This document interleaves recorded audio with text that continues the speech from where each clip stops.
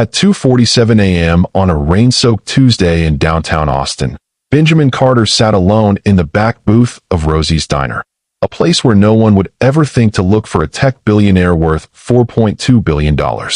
His worn Carhartt jacket and scuffed boots were a carefully crafted disguise, but the hollow ache in his chest?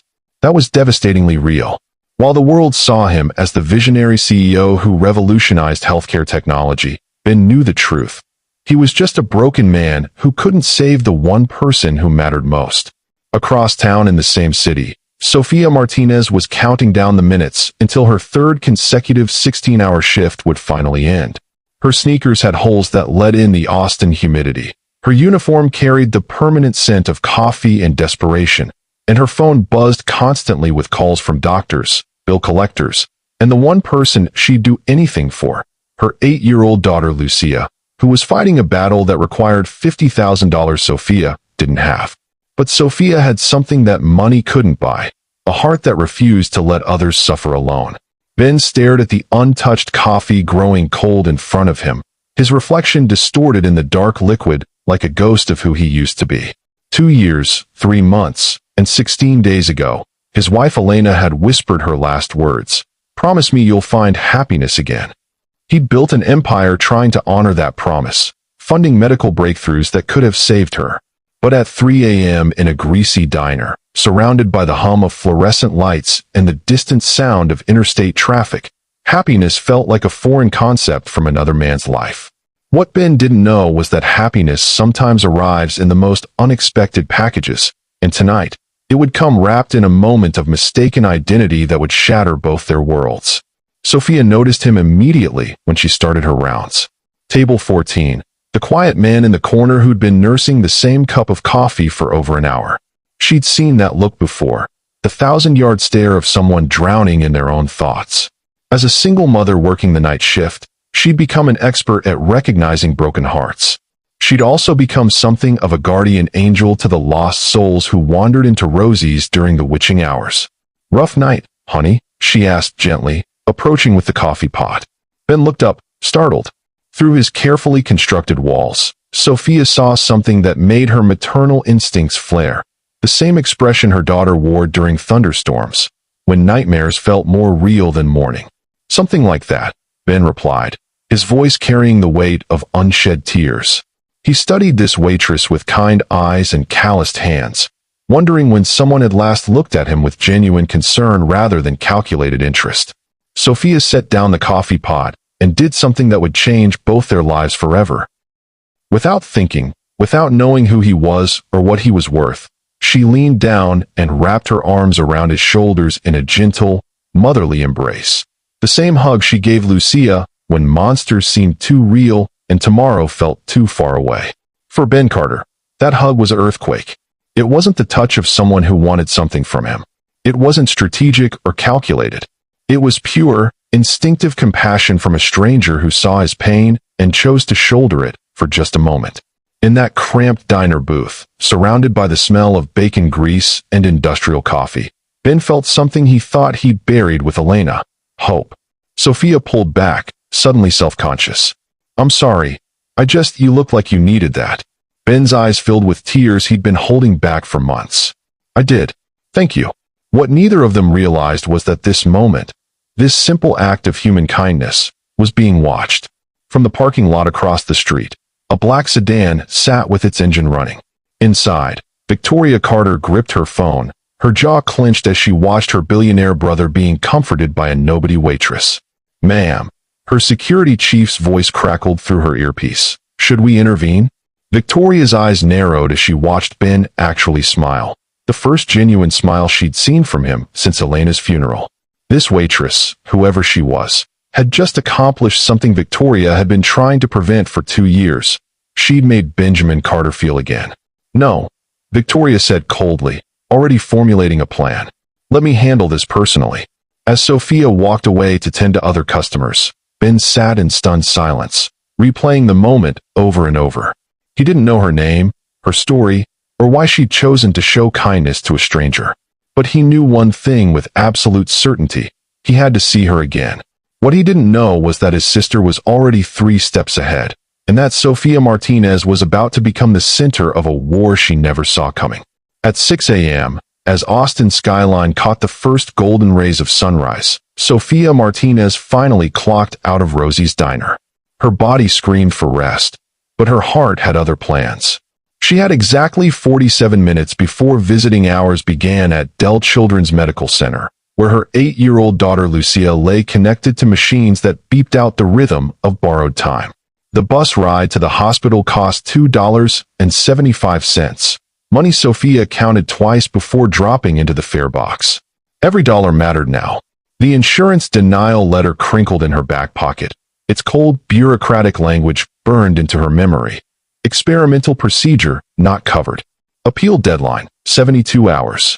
That deadline had already shrunk to 68 hours, and Sofia was still $47,000 short of the surgery cost. Mommy.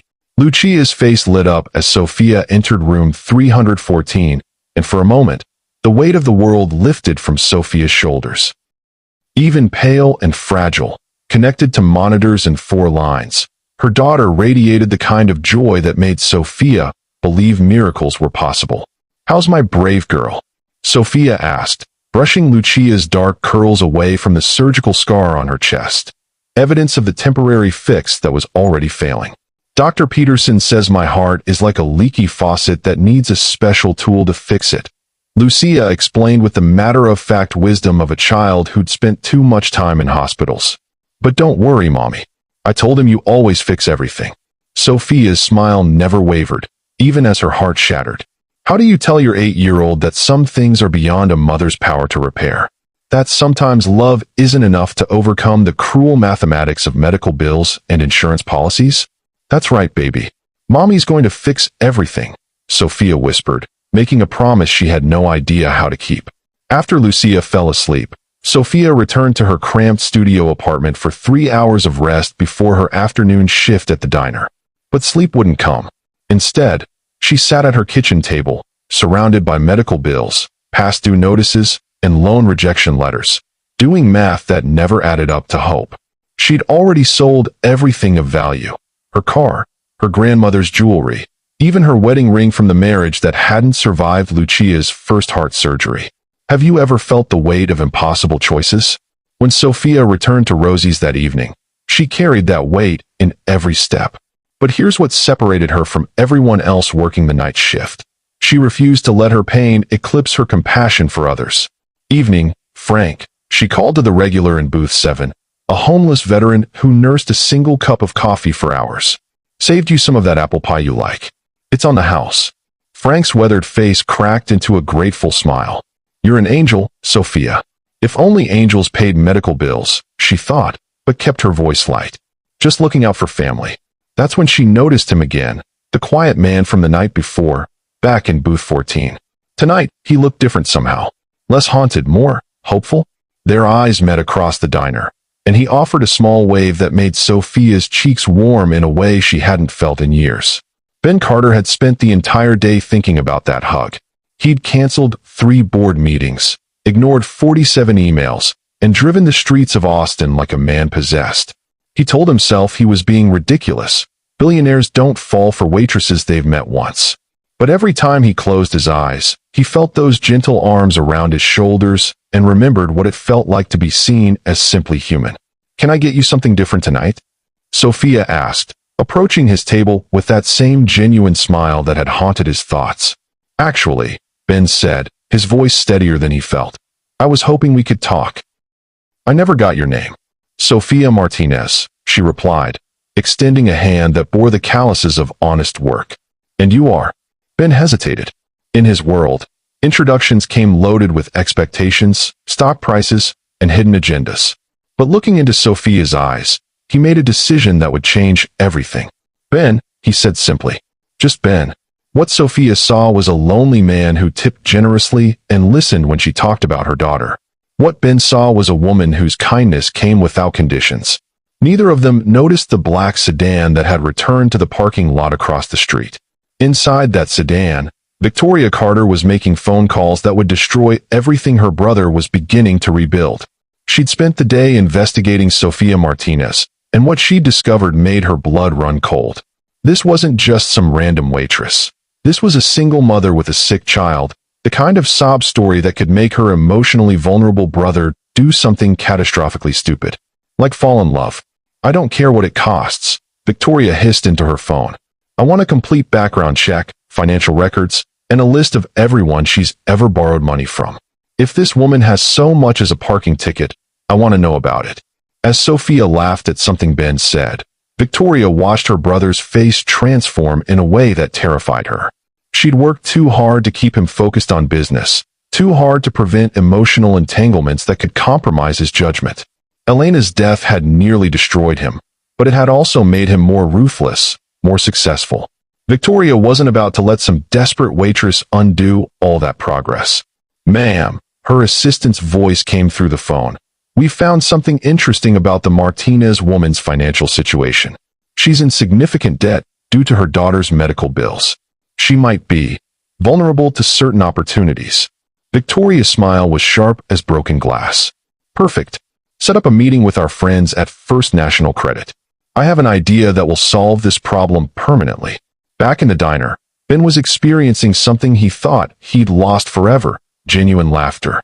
Sophia told him stories about her regular customers, about Lucia's dreams of becoming a doctor, about the small miracles that kept her going through impossible days. She didn't ask about his job, his money, or what he could do for her. She simply talked to him like he mattered as a person, not as a bank account with legs. I should let you get back to work, Ben said reluctantly as the clock approached midnight. Actually, Sophia said, surprising herself with her boldness, my shift ends in an hour. There's a 24-hour coffee shop down the street that makes terrible coffee, but has great conversation. If you're not doing anything. Ben's heart hammered against his ribs. I'd like that very much. As they made plans to meet, neither of them saw Victoria Carter step out of her sedan, her phone pressed to her ear and her eyes fixed on the diner with predatory focus. It's time, she told her caller. Activate the Martinez contingency plan. I want this handled before my brother makes the biggest mistake of his life. But Victoria had made a crucial error in her calculations. She'd assumed that love was a weakness to be eliminated. What she was about to discover was that it could also be the most dangerous force on Earth, especially when threatened. The terrible coffee at Murphy's 24-hour cafe tasted like liquid heaven to Sophia Martinez. Not because it was good, it was objectively awful, but because for the first time in months, she wasn't drinking it alone. Across from her in the cracked vinyl booth, Ben stirred sugar into his cup and listened to her talk about everything except the crushing weight of her daughter's medical bills. Lucia wants to be a heart surgeon when she grows up, Sophia said, her eyes lighting up with maternal pride. She says she's going to fix all the broken hearts in the world so no other kids have to live in hospitals. Ben felt something twist in his chest, part admiration, part recognition. She sounds incredible. You've raised an amazing daughter. I've had a lot of help from the nurses at Dell Children's, Sophia admitted. They've become like family. When you spend that much time in a place. She trailed off, catching herself before she revealed too much about their situation. What Sophia didn't know was that Ben Carter owned 3 pediatric medical research facilities and had donated over $50 million to children's hospitals across the country. What she saw was a kind man who worked construction, his cover story, and understood what it meant to feel lost at 3 a.m. 15 blocks away, Victoria Carter was orchestrating the destruction of her brother's newfound happiness with surgical precision. Her private office on the 42nd floor of Carter Technologies gleamed with floor-to-ceiling windows that offered a commanding view of Austin's skyline, a view that reminded her daily of the empire she'd helped build and would protect at any cost. Report, she commanded as her head of security entered with a tablet full of information. Sophia Martinez, 28, single mother, works 3 part-time jobs to support herself and her daughter. The child has a congenital heart defect requiring immediate surgery. The family's insurance claim was denied 6 days ago. They have 64 hours remaining on their appeal deadline. Victoria's smile was ice-cold. Perfect desperation. When people are drowning, they'll grab onto any rope, even if it's tied to an anchor. What about her financial vulnerabilities? She's already liquidated everything of value. Maxed out credit cards, been denied for loans. She's approximately $47,000 short of the surgery cost. And her psychological profile? Classic martyr complex. She'll sacrifice anything for her daughter, but she's proud, won't accept charity easily. However, if she believed she'd earned money legitimately, Victoria's fingers drummed against her mahogany desk. She'd built her fortune by identifying people's weaknesses and exploiting them with ruthless efficiency. Sofia Martinez was about to become another casualty in the war to keep her brother focused on business instead of emotions. "Contact Marcus Webb at First National Credit," Victoria ordered. "Tell him I need a clean credit card. High limit, no flags, traceable back to a ghost account. Then arrange for it to be lost. Somewhere Miss Martinez will find it." "Ma'am, if I may ask, what's the endgame here?" Victoria turned to face the window, her reflection ghost-like in the glass. "My brother is falling for a desperate woman who will drain his resources and compromise his judgment. But when she's arrested for credit card fraud, he'll see her true nature. Sometimes you have to break a few hearts to save an empire." Back at Murphy's, Ben was discovering that happiness could bloom in the most unexpected places. Sofia made him laugh with stories about her colorful diner customers. She listened without judgment when he talked about losing someone important to him. For 2 hours, they sat in that shabby cafe and pretended they were just ordinary people falling for each other. "I should get home," Sofia said reluctantly as dawn painted the sky pink. "Lucia wakes up early, and I promised to bring her breakfast before my afternoon shift." "Sofia," Ben said, his voice carrying a weight that made her look up. "I know this might sound crazy since we've only known each other 2 days, but you make me feel like myself again. Like the person I used to be before life got so complicated." Sofia's breath caught. She'd felt the same thing, but hadn't dared put words to it. "Ben, I want to see you again. Not just at the diner. I want to know you, really know you." The honest hope in his eyes made Sofia's chest tight. When was the last time someone had looked at her like she was worth knowing, not just surviving? But guilt crept in like morning fog. Here she was, sitting in a cafe talking about feelings while her daughter lay in a hospital bed with a countdown timer on her heart. "I'd like that too," she whispered. "But my life is complicated right now." "Mine too," Ben said. "Maybe we can figure it out together." As they walked to Sofia's bus stop, neither of them noticed the black sedan following at a discreet distance. Victoria Carter sat in the passenger seat, speaking rapidly into her phone. "The card needs to be in place within 6 hours. I want it to look like she found it legitimately, dropped in the diner parking lot, maybe tucked between seat cushions. Make sure there's at least 20,000 available credit. When desperate people see that much money, they make desperate choices." At Dell Children's Medical Center, Lucia Martinez was having the best morning she'd had in weeks. Her mom had brought real pancakes from the diner instead of hospital food, and she'd told her all about the nice man named Ben who made her smile. "Is he going to be my new daddy?" Lucia asked with the directness of an 8-year-old. Sofia nearly choked on her coffee. "Sweetheart, it's not that simple. Grown-up relationships are complicated. Do you like him?" Sofia thought about the way Ben's eyes crinkled when he laughed, how he'd listened to her stories like they mattered, how for 2 hours she'd forgotten about bills and deadlines and impossibilities. "Yeah, baby, I think I do." "Then it's not complicated," Lucia said matter-of-factly. "If you like him and he likes you, that's the simple part. Everything else is just details." If only 8-year-olds ran the world, Sofia thought. But as she kissed her daughter goodbye and headed for another shift at Rosie's, she carried Lucia's words like a talisman against the darkness that seemed to follow her everywhere. That afternoon, as Sofia cleaned tables and poured coffee, she felt lighter than she had in months. Ben had texted her twice. Nothing dramatic, just gentle check-ins that made her feel seen. For the first time since the insurance denial, she allowed herself to imagine a future that included more than just survival. That's when she found the credit card. It was wedged between the seat cushions of booth 12, a platinum card with a name she didn't recognize. Sofia's first instinct was to turn it in to the manager, but as she held the cold plastic in her hands, her phone buzzed with a text from the hospital. Lucia's condition declining. Surgery timeline moved up. 48 hours maximum. Sofia stared at the credit card, her hands shaking. $24,000 credit limit, according to the numbers embossed on the front. Not enough for the full surgery, but enough to buy time, maybe secure a deposit that would let the doctors proceed. She thought about Lucia's words. Everything else is just details. But what Sophia didn't know was that this wasn't fate or providence or answered prayers. This was Victoria Carter's trap, and she was about to walk straight into it with her daughter's life hanging in the balance. As Sophia slipped the credit card into her apron pocket, across town Victoria Carter smiled and placed a call to the Austin Police Department's fraud division. "I'd like to report a stolen credit card," she said, her voice dripping with false concern. "I believe it may be used fraudulently very soon." The Austin Police Department's fraud division had handled thousands of credit card theft cases, but Detective Maria Santos had never seen one orchestrated with such cold precision. The call had come in at 2:47 p.m., a wealthy businessman reporting his platinum card stolen from his vehicle. The card had allegedly been used 30 minutes later at Dell Children's Medical Center for a $15,000 payment toward a child's surgery. What Detective Santos didn't know was that the victim was a ghost, a fabricated identity created by Victoria Carter's legal team, complete with credit history, address records, and a perfectly crafted paper trail.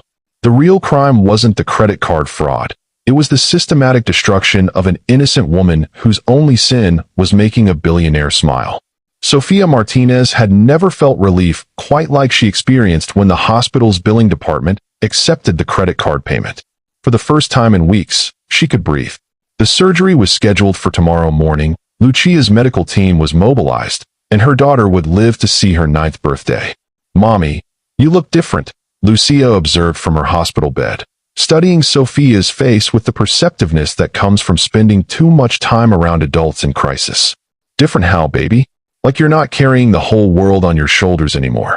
Sophia kissed her daughter's forehead, marveling at how an 8-year-old could see what adults missed.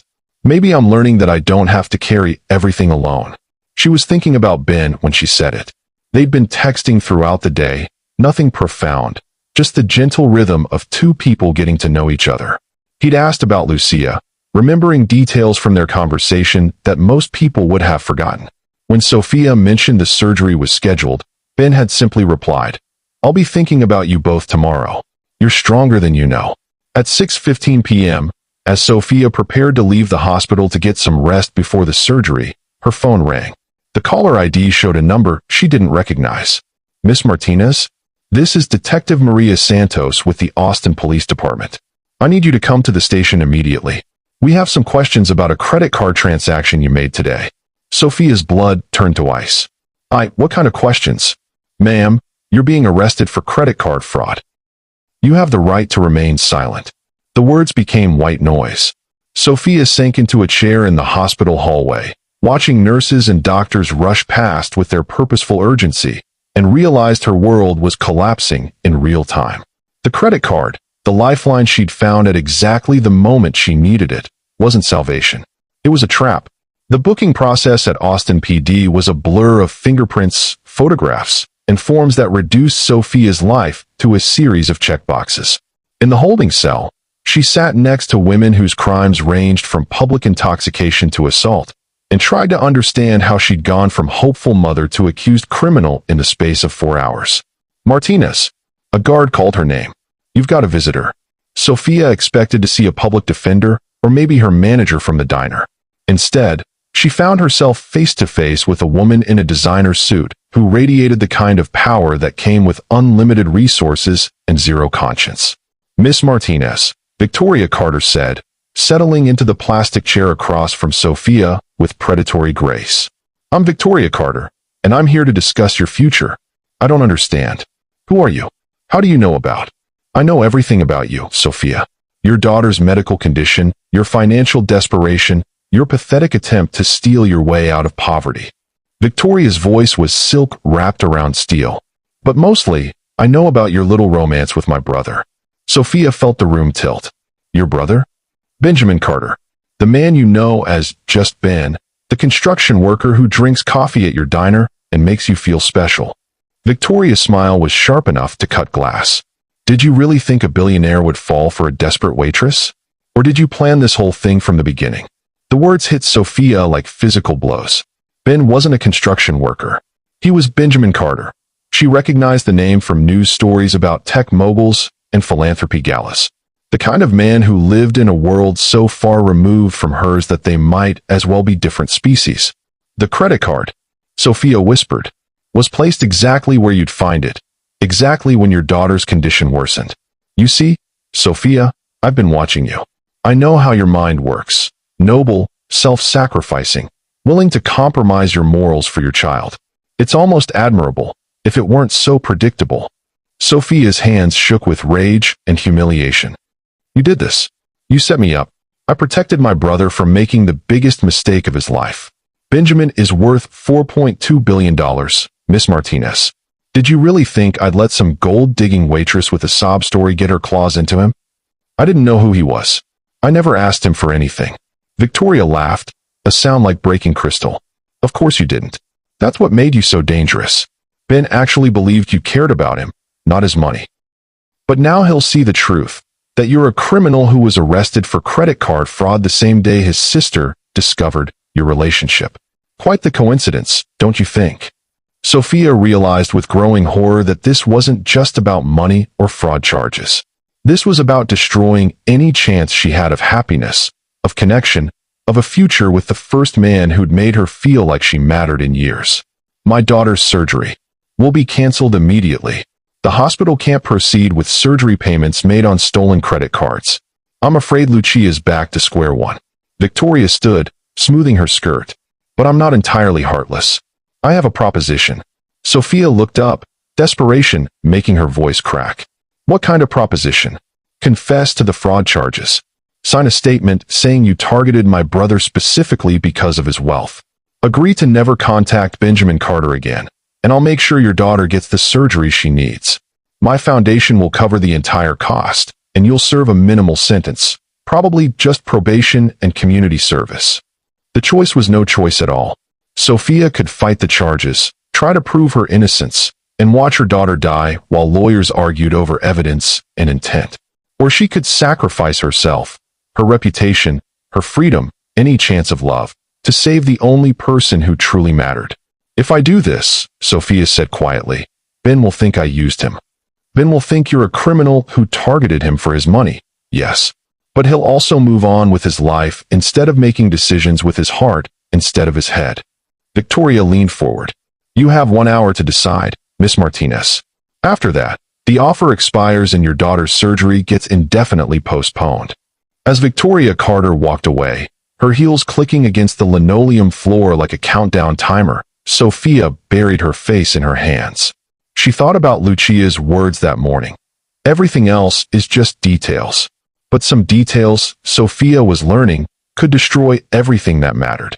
In his penthouse apartment across town, Ben Carter was staring at his phone, wondering why Sophia hadn't returned his texts. He'd been thinking about her all day, about the way she laughed, about her daughter's brave fight, about the possibility that maybe, just maybe, he'd found someone who could help him remember how to live instead of just survive. He had no idea that at that very moment, the woman he was falling for was being forced to choose between love and her child's life. And he had no idea that his own sister had orchestrated every devastating moment. The Austin Police Department's press room hadn't seen this much media attention since the city's last corruption scandal. But Victoria Carter understood the power of narrative, and she'd crafted this particular story with devastating precision. At 10 a.m. sharp, she stood behind the podium wearing a navy suit that conveyed both authority and victimhood, surrounded by reporters whose cameras would broadcast her carefully constructed lies across Texas and beyond. My family has always believed in giving back to our community, Victoria began, her voice carrying just the right note of wounded dignity. My brother Benjamin, as many of you know, has donated millions to charitable causes, particularly children's health care, which is what makes yesterday's events so deeply personal and painful for our family. Sophia Martinez sat in her holding cell, watching the press conference on a small television mounted high on the wall. She'd been awake all night, staring at the confession Victoria had left behind, a document that would paint her as a calculating gold digger who targeted Ben Carter specifically for his wealth. The signature line remained blank, but Sophia knew she was running out of time. Lucia's surgery had been canceled. Every hour that passed was another hour closer to losing everything that mattered. Yesterday, Victoria continued to the assembled media. A woman named Sophia Martinez was arrested for credit card fraud. What makes this case particularly troubling is that Miss Martinez appears to have specifically targeted my brother, using her sick child as bait to gain his sympathy and trust. Sophia's stomach lurched. The cameras were rolling, broadcasting Victoria's poison to anyone who would listen. By the time this press conference ended, Sophia's name and face would be associated with the worst kind of manipulation, a mother exploiting her own child's illness for financial gain. We have evidence that Miss Martinez researched my brother's philanthropic activities, particularly his support of children's hospitals. She then positioned herself at locations where she knew he would be vulnerable, late-night diners, places where a grieving widower might seek solitude. Her approach was methodical, calculated, and deeply cruel. Every word was a masterpiece of character assassination. Victoria had taken the truth, Sophia's genuine kindness, her coincidental meeting with Ben, her desperate attempt to save her daughter, and twisted it into something monstrous. The most devastating part was how plausible it sounded. A desperate single mother, a wealthy Mark, a sick child as the perfect sob story. In his office 40 floors above the street, Ben Carter watched his sister's press conference with growing horror. He'd come to work that morning expecting a normal day of board meetings and strategic planning. Instead, he was learning that the woman who'd made him feel human again was allegedly a criminal who'd targeted him for his money. "This can't be right," Ben muttered, reaching for his phone to call Sophia. But then he remembered, she was in jail. The same woman who'd hugged him in a diner, who'd talked about her daughter's dreams of becoming a doctor, who'd made terrible coffee taste like hope, was sitting in a cell accused of credit card fraud. Miss Martinez's methods were particularly insidious, Victoria continued, warming to her theme. She used her daughter's genuine medical condition to create emotional leverage. When my brother showed natural compassion for a child suffering, she interpreted this as weakness to exploit. The credit card fraud was simply the next logical step in her scheme. Sophia closed her eyes, but she couldn't block out the sound of her own destruction. Somewhere in Austin, Lucia was watching this press conference, learning that her mother was being called a liar and a thief on television. The nurses who'd become like family would see this. Her co-workers at the diner would see this. Every person who'd ever shown Sophia kindness would wonder if they'd been played by a master manipulator. "We want to be clear," Victoria said, addressing the cameras directly, "that my brother was an innocent victim in this scheme. Benjamin Carter is a good man who saw a child in need and wanted to help." Miss Martinez preyed on that goodness, weaponized it for her own financial gain. This kind of calculated manipulation of charitable impulses is exactly why many wealthy individuals become suspicious of genuine need. The cruelest part of Victoria's strategy was how she'd positioned Ben as the victim, while simultaneously ensuring that Sophia's confession would protect him from further manipulation. Every word was designed to make Ben grateful for his sister's intervention, to make him see Sophia as a threat he'd narrowly escaped. A reporter raised her hand. "Miss Carter, has your brother made any statements about this situation?" "My brother is, understandably, devastated. He genuinely believed he'd found someone who cared about him as a person, not as a bank account. The betrayal is deeply personal. He's asked me to handle all media inquiries while he processes this violation of his trust." Sophia had heard enough. She stood up, walked to the phone mounted on the cell wall, and dialed the number Victoria had given her, a direct line to the woman orchestrating her destruction. "Have you made your decision?" Victoria asked without preamble. "You're destroying an innocent person," Sophia said quietly. "Whatever you think of me, my daughter doesn't deserve this. Your daughter will receive the medical care she needs the moment you sign that confession. She'll live a long, healthy life, and you'll serve minimal time. It's more than generous, considering your crimes." "They're not my crimes. You know I didn't steal that credit card." Victoria's laugh was ice cold. "What I know is irrelevant. What matters is what a jury will believe. And right now, the story is very simple. A desperate woman with a sick child targets a wealthy man, gains his trust through deception, and commits fraud to pay her daughter's medical bills. It's textbook predatory behavior." Sophia looked at the television, where Victoria was still speaking to reporters, painting her as a monster who'd exploited both her daughter's illness and Ben's grief for financial gain. The woman on screen looked nothing like the cold manipulator on the phone. She appeared genuinely wounded, a sister protecting her vulnerable brother from a heartless con artist. Sign the confession, Miss Martinez. Save your daughter's life and accept responsibility for your actions. Or watch her die. Benjamin Carter had built his empire on one unshakable principle. When the data doesn't match your assumptions, trust the data. Sitting in his penthouse at 2 a.m., surrounded by financial records, phone logs, and security footage his private investigators had compiled, Ben was discovering that everything his sister had told him about Sofia Martinez was a lie. The woman who'd confessed to targeting him for his money had never once Googled his name. Her internet search history, obtained through legal channels his lawyers had expedited, showed only medical research about pediatric heart surgery, job applications, and desperate queries about financial assistance programs. For someone who'd allegedly researched his philanthropic activities, Sofia Martinez had shown remarkably little curiosity about Benjamin Carter the billionaire. "This doesn't make sense," Ben muttered, scrolling through the timeline his investigators had constructed. According to Victoria's narrative, Sofia had positioned herself at Rosie's diner specifically to encounter him. But the employment records showed she'd been working there for 8 months, long before Ben had ever set foot in the place. His phone buzzed with a call from Marcus Webb, the private investigator Ben had hired 6 hours after watching his sister's press conference. Something about Victoria's performance had felt wrong. Too polished, too perfectly orchestrated for a family member dealing with genuine betrayal. "Mr. Carter," Marcus's voice was grim. "You need to see what we've found. I'm sending you files that are going to change everything you think you know about this case." Ben's computer chimed with incoming emails containing documents that would shatter his world for the second time in 3 years. Bank records showing a ghost account funded by Carter Technologies.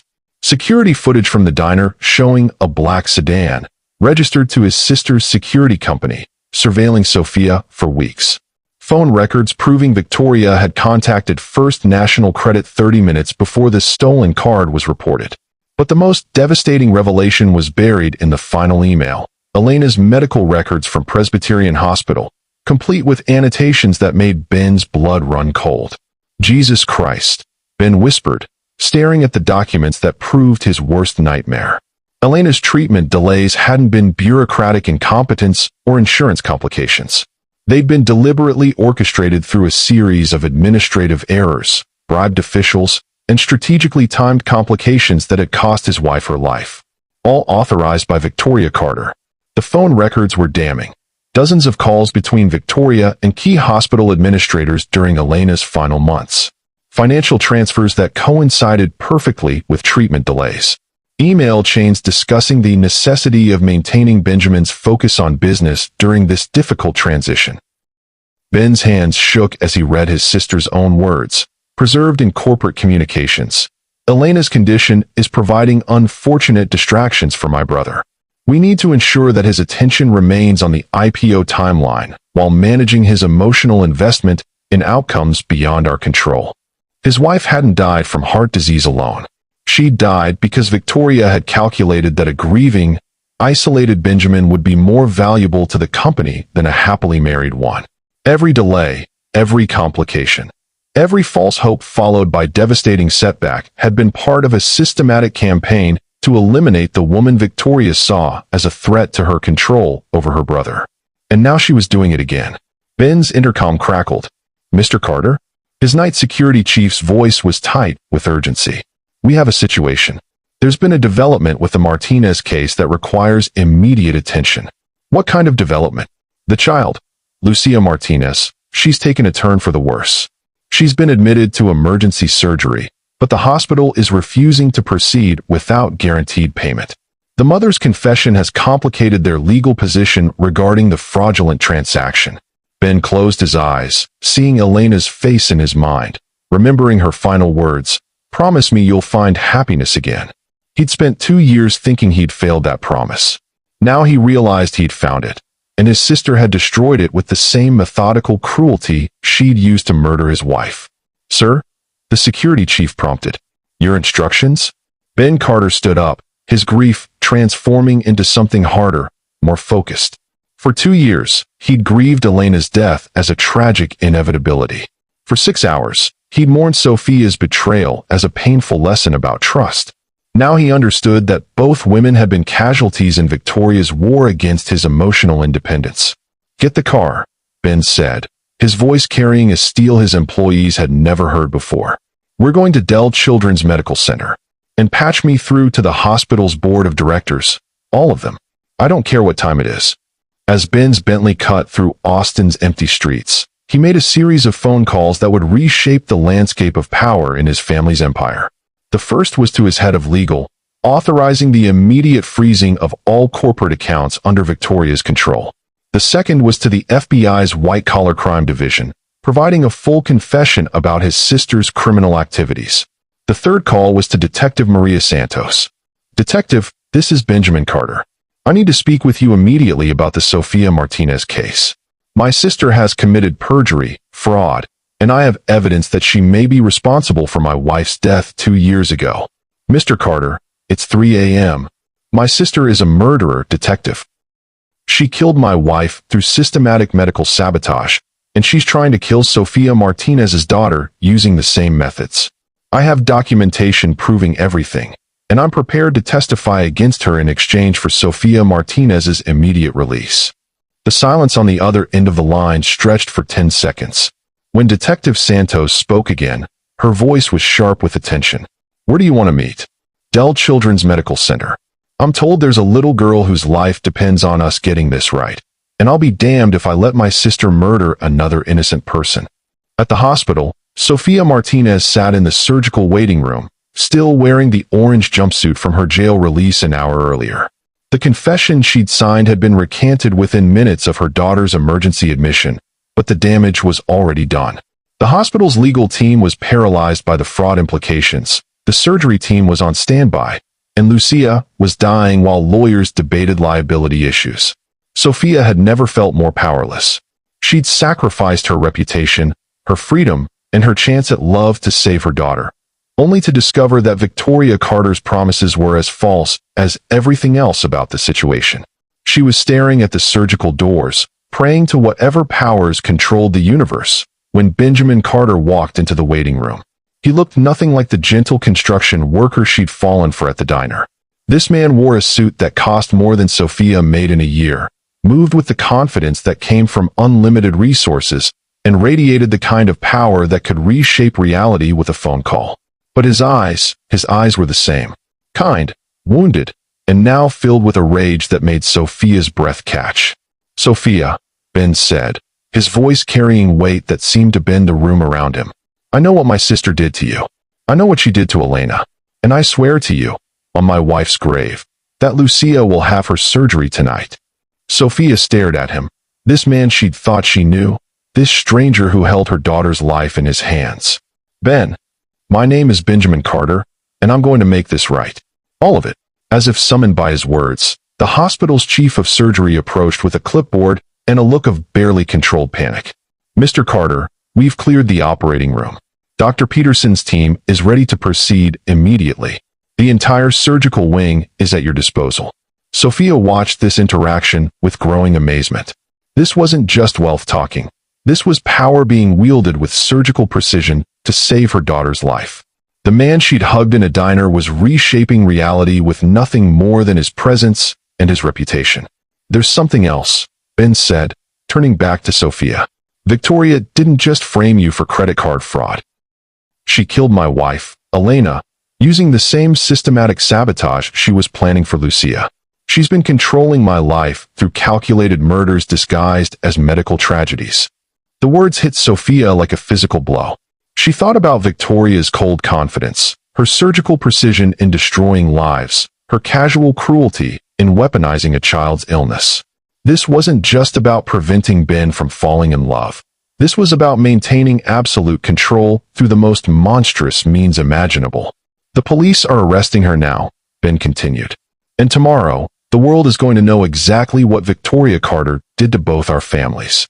Sofia reached for his hand, not the construction worker's hand she'd held at Murphy's Cafe, but the billionaire's hand that had just moved heaven and earth to save her daughter. "Thank you," she whispered. "Don't thank me yet," Ben said, his voice carrying a promise that sent shivers down Sofia's spine. Thank me after Lucia's surgery is successful and Victoria is in a cell where she can never hurt anyone again. As they stood together in that hospital waiting room, two people whose lives had been shattered by the same monster, Sophia realized that sometimes justice arrives in the form of love, and sometimes love arrives in the form of justice. Victoria Carter was about to discover that she'd made one fatal error in her calculations. She'd assumed her brother would always choose the empire over his heart. But Benjamin Carter had just chosen both, and he was coming for her with the full weight of his resources and the white-hot fury of a man who'd finally learned the truth about the deaths of everyone he'd ever loved. At 4:27 a.m., Dell Children's Medical Center became ground zero for the most dramatic reversal of fortune Austin had seen in decades. The same hospital that had refused to operate on Lucia Martinez 12 hours earlier was now mobilizing its entire pediatric cardiac team at the command of Benjamin Carter, while FBI agents escorted his sister through the lobby in handcuffs. Victoria Carter had been awakened by federal agents at her River Oaks mansion, arrested on charges of wire fraud, conspiracy to commit murder, and racketeering. The empire she'd built through systematic manipulation was crumbling in real time as forensic accountants seized her assets and prosecutors reviewed evidence that would keep her behind bars for the rest of her life. "You can't prove anything," Victoria snarled at Detective Santos as they processed her booking. "Benjamin is having an emotional breakdown. He's not thinking clearly. Actually, Miss Carter, your brother provided us with enough evidence to prosecute you for 2 murders and multiple counts of fraud." Elena Carter's exhumed body showed traces of medication that delayed her cardiac treatment. "Your phone records place you in contact with hospital administrators who took bribes to ensure she received substandard care." Victoria's face went white. She'd been so focused on destroying Sophia Martinez that she'd never considered Ben might investigate Elena's death. For 2 years, she'd watched her brother grieve, believing his wife had died from natural complications. She'd underestimated his capacity for methodical investigation when properly motivated. As for the Martinez case, Detective Santos continued, "We have surveillance footage of your people planting the credit card, bank records showing you funded the ghost account, and recorded conversations between you and the hospital administrators you bribed to delay the child's surgery. You're facing 25 to life, Miss Carter. Your brother's emotional state is the least of your concerns."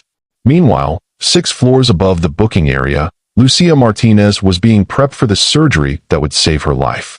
The operating room buzzed with Austin's best pediatric specialists, all working under the intense focus that comes with unlimited resources and absolute accountability. Sophia sat in the surgical waiting room, still processing the transformation of her reality. 18 hours ago, she'd been a desperate waitress facing impossible choices. Now she was watching a man reshape the medical establishment to save her daughter, all while systematically destroying the woman who tried to use that same daughter as a weapon. "The surgery should take 4 to 6 hours, Dr. Peterson explained to Sophia and Ben. "We're repairing the septal defect and replacing a valve that should give Lucia a completely normal life. Mr. Carter has arranged for the best pediatric recovery team in the country to monitor her post-operative care." Ben nodded, but his attention was focused on his phone, where updates about Victoria's arrest were flooding in from his legal team. "She's been denied bail," he told Sophia quietly. The judge considered her a flight risk given her resources and the severity of the charges. Sophia studied this man who'd upended the world to save her daughter. "Ben, I need you to know, I never knew who you were. I never researched you or planned any of this. That hug in the diner. I just saw someone who looked like they needed comfort." "I know," Ben said, covering her hand with his. "I've seen your internet search history, your employment records, your entire life for the past 2 years. You're exactly who I thought you were, someone who shows kindness to strangers and fights impossibly hard for people you love. Your sister made me sign a confession saying I targeted you for your money." Ben's jaw tightened. "My sister is facing murder charges for killing my wife and attempting to kill your daughter. Her opinion of your motivations is no longer relevant." At 8:15 a.m., as Austin woke up to news reports about Victoria Carter's arrest, the surgery entered its critical phase. Ben and Sophia sat together in the waiting room, 2 people who'd found each other across impossible circumstances and were now bound together by shared trauma and tentative hope. "Can I ask you something?" Sophia said during a quiet moment between medical updates. Anything. When this is over, when Lucia is healthy and your sister is in prison, what happens to us? Ben was quiet for a long moment, considering the complexity of their situation. A billionaire tech mogul and a single mother whose lives had been manipulated and nearly destroyed by his own family. The practical obstacles were enormous: different social circles, massive wealth disparity, the trauma of everything they'd endured. Honestly, Ben said finally, I have no idea. This isn't exactly a normal situation for relationship advice columns. Sophia laughed, the first genuine laugh she'd managed in days. No, I don't think Cosmo has a section on what to do when your boyfriend's sister frames you for credit card fraud and tries to kill your daughter. Although, Ben said with a small smile, if they did, I bet the advice would be to run screaming in the opposite direction. Probably good advice, Sophia agreed. Are you planning to take it?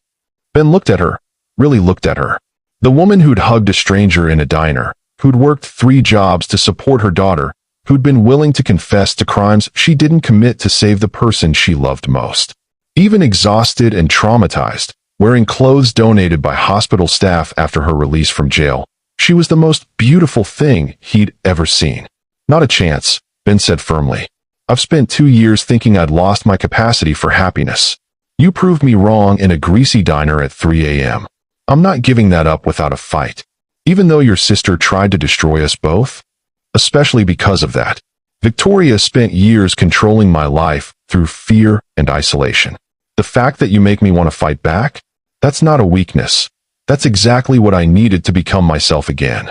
At 11:43 a.m., Dr. Peterson emerged from the operating room with news that transformed Sophia's world once again.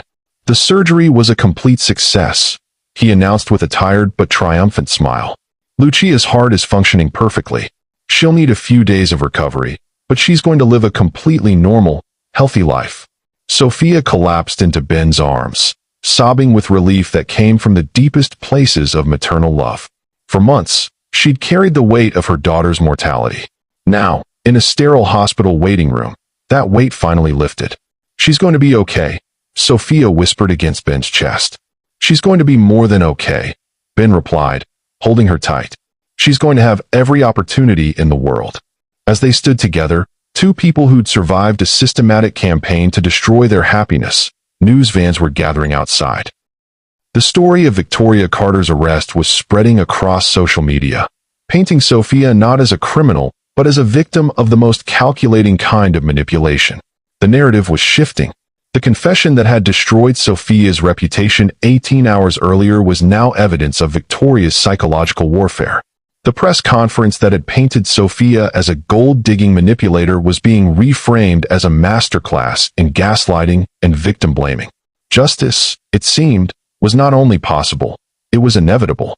But the most important victory wasn't happening in courtrooms or newspaper headlines. It was happening in room 314, where an 8-year-old girl was waking up with a perfectly repaired heart, asking for her mother and wondering when she could go home to start the rest of her normal, healthy life. Victoria Carter had tried to weaponize love, to turn Sophia's maternal devotion into a vulnerability that could be exploited and destroyed. Instead, she'd created something stronger than she'd ever imagined, a bond forged in crisis, tested by cruelty, and proven unbreakable by everything the world could throw at it. The war was over. Love had won. But the victory celebration would have to wait until the most important person in Sophia's world opened her eyes and smiled. 6 months later, the Austin Children's Medical Foundation occupied 3 floors of a gleaming downtown building, its walls lined with photographs of children who'd received life-saving treatments through the program Sophia Martinez had designed. What had begun as one man's quest for justice had transformed into a systematic revolution in pediatric healthcare accessibility. Mrs. Carter Martinez, Dr. Peterson said, entering Sophia's office with a smile that had become routine over the past half-year. We just received confirmation that the Houston Satellite Clinic is fully operational. That makes 12 facilities across Texas, all providing free cardiac care for children whose families can't afford treatment. Sophia looked up from the grant applications she'd been reviewing, a skill she'd never imagined needing when she was slinging coffee at Rosie's Diner. How many children are we serving now? 437 successful surgeries since we launched. 0 families have been turned away for financial reasons. The number still took Sophia's breath away. 437 children who would live normal, healthy lives because Ben had transformed his grief and rage into something constructive. 437 families who would never face the impossible choices that had nearly destroyed her own. Speaking of which, Dr. Peterson continued, there's a little girl in room 203 asking when Miss Sophia is coming to visit. Apparently, someone promised to bring her a chocolate milkshake after her surgery. Sophia laughed, already reaching for her jacket. Tell Carmen I'll be there in 5 minutes. And make sure the milkshake has extra whipped cream. She's been through enough. As Sophia walked through the hospital corridors that had once represented her family's darkest hours, she marveled at how completely her world had changed. The desperate waitress who'd hugged a stranger in a diner had become the director of the largest pediatric cardiac foundation in the Southwest, married to a man who'd literally moved heaven and earth to save her daughter. The marriage had been Ben's idea, proposed 6 weeks after Victoria's conviction when he'd realized that love wasn't something to be managed or controlled. It was something to be celebrated and protected. They'd married in a small ceremony at Dell Children's Medical Center, surrounded by the medical staff who'd saved Lucia's life and the families they were now helping every day.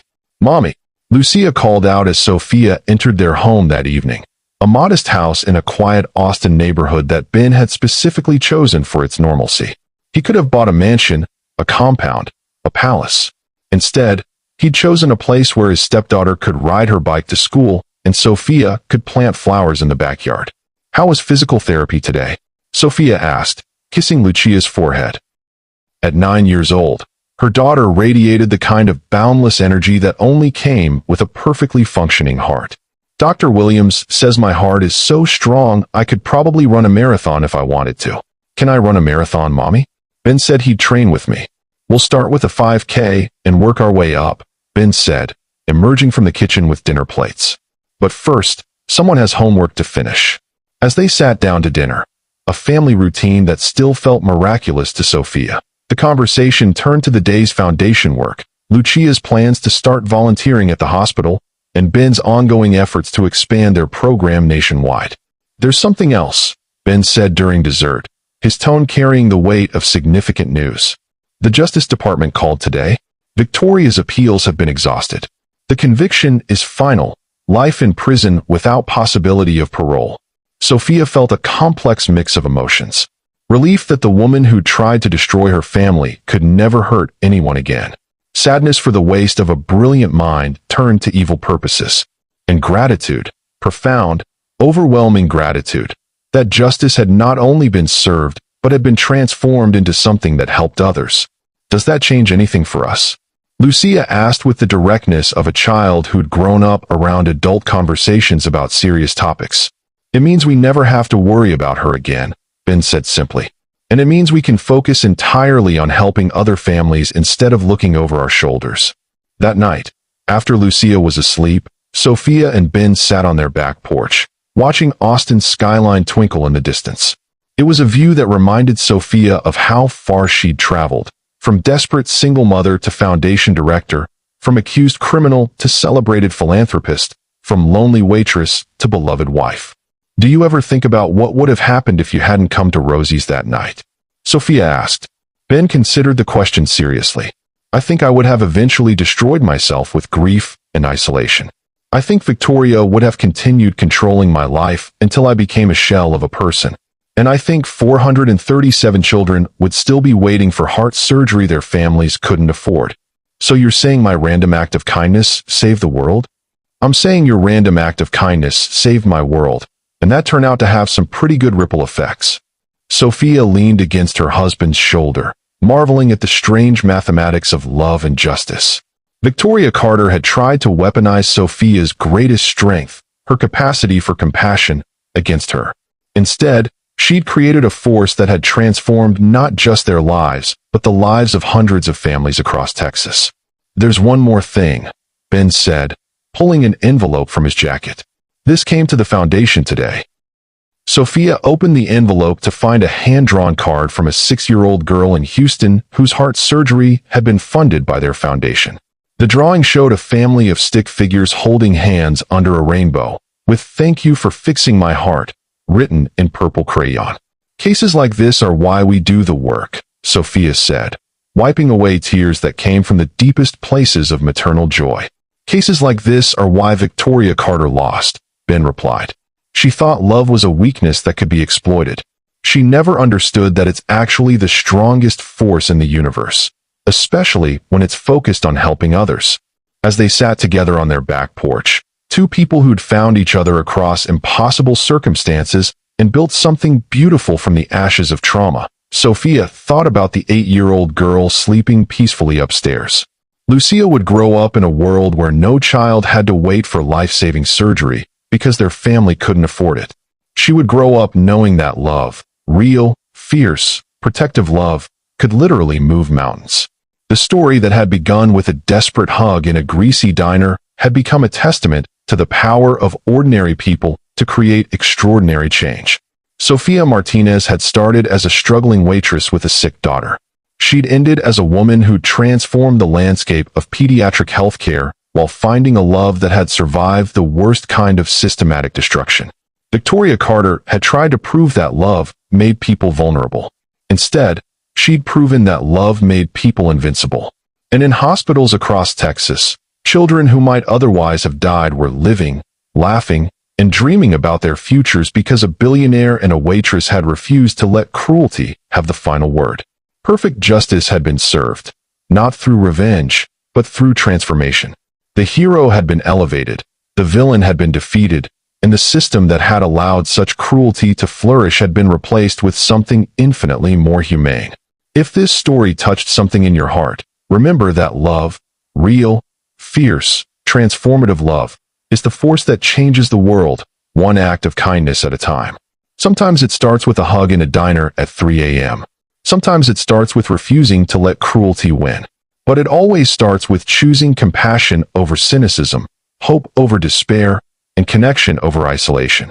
In a world that can sometimes feel broken beyond repair, stories like Sophia and Ben's remind us that ordinary people can create extraordinary change, and that love, when properly directed, is the most powerful force in the universe.